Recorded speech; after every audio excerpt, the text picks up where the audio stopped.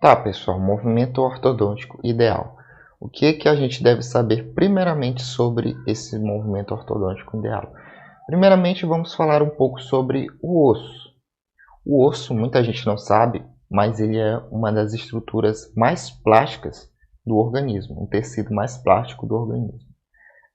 Mas por que, se o osso é tão duro, por que ele é um dos tecidos mais plásticos do organismo?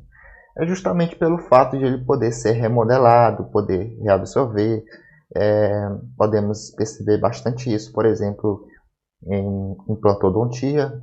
Em implantodontia são bastante abordados esses assuntos ósseos, reabsorção óssea, óssea integração. Então, nós podemos ter em mente que o osso ele é um tecido bastante plástico, um dos tecidos mais plásticos do organismo, tá? Então, sabendo disso, nós vamos ter é, alguns conceitos sobre osso ainda nessa aula mais aprofundados, tá? Mas por enquanto, devemos saber que o osso ele é o tecido mais plástico, um dos tecidos mais plásticos do organismo, tá? Então, no movimento ortodôntico, a partir do momento em que, vamos imaginar, tem um paciente sentado na cadeira ortodôntica, o dentista colocou o aparelho e aplicou força. O que acontece nas primeiras frações de segundo após a aplicação da força ortodôntica? Tá. Primeiramente, essa força ortodôntica ela busca movimentar a raiz para fazer com que ela se locomova contra o alvéolo, ou melhor dizendo, em direção ao osso alveolar. Tá? Então, a força ortodôntica ela busca justamente deslocar a raiz contra o alvéolo de acordo com a direção em que deve ser feita a movimentação ortodôntica. Tá? Então, primeiramente acontece isso. Porém, as fibras periodontais elas impedem essa movimentação, ou pelo menos tentam impedir essa movimentação da raiz contra o osso.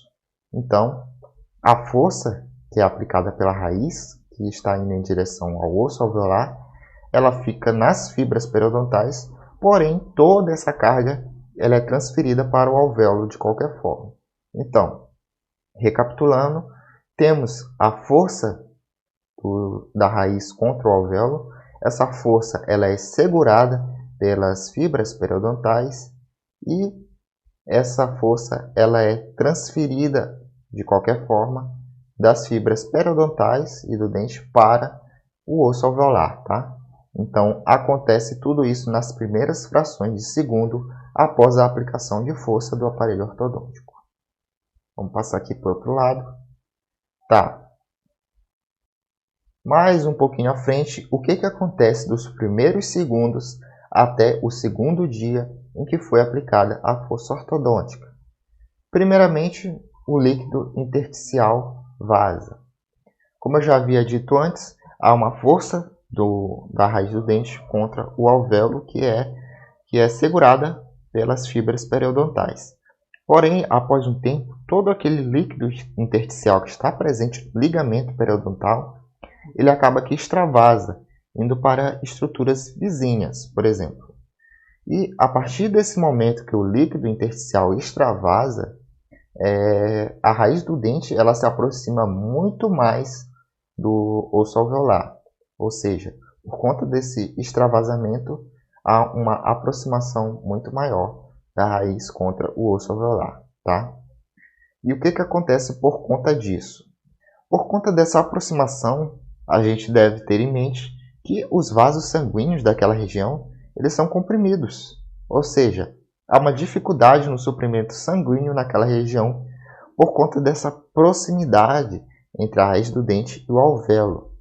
Então, por conta desse fator de dificuldade no suprimento sanguíneo, que pode atrapalhar sim no movimento ortodôntico, ocorre uma resposta do nosso organismo chamada resposta imediata. O que é essa resposta imediata? Prostaglandinas são enviadas para aquela região.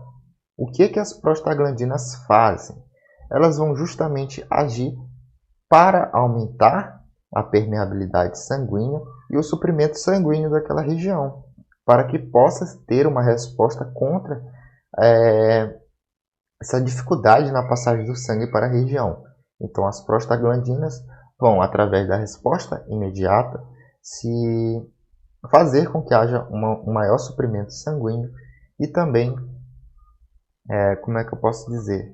Resumindo, mais sangue vai chegar naquela região, tá?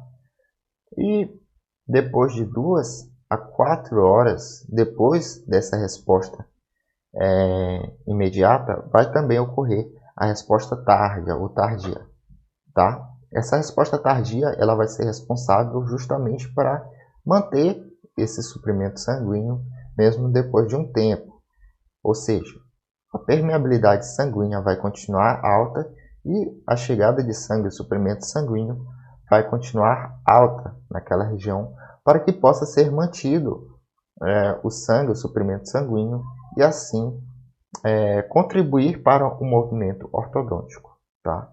Então isso acontece dos primeiros segundos até o segundo dia. E por último, após o segundo dia, o que acontece? Aquelas questões ósseas que eu havia dito anteriormente, tá? O osso, como eu já havia dito, ele é o tecido mais plástico do organismo. Ou seja, vamos aqui.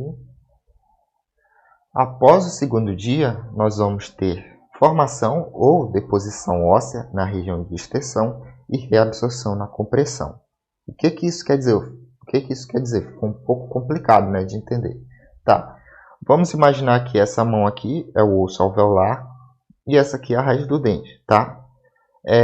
A partir do movimento ortodôntico, essa raiz ela vai se aproximar e vai entrar em contato com o osso alveolar. Ou seja, vai começar a fazer uma compressão nessa região. Na região onde vai ter a compressão, vai ter uma reabsorção óssea.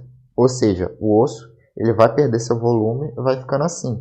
E o dente vai continuar se movimentando. Então, a reabsorção óssea na compressão.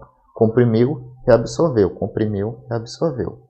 E deposição óssea na distensão. Ou seja, temos aqui esse lado onde acontece o que eu havia dito. E do outro lado vamos ter a movimentação deixando um espaço sem osso. Nesse espaço sem osso, vamos ter a deposição óssea, que é justamente onde há essa distensão. Então, tudo isso ocorre após o segundo dia e com o passar do tratamento ortodôntico, tá? Então, esses são o que a gente tinha para abordar no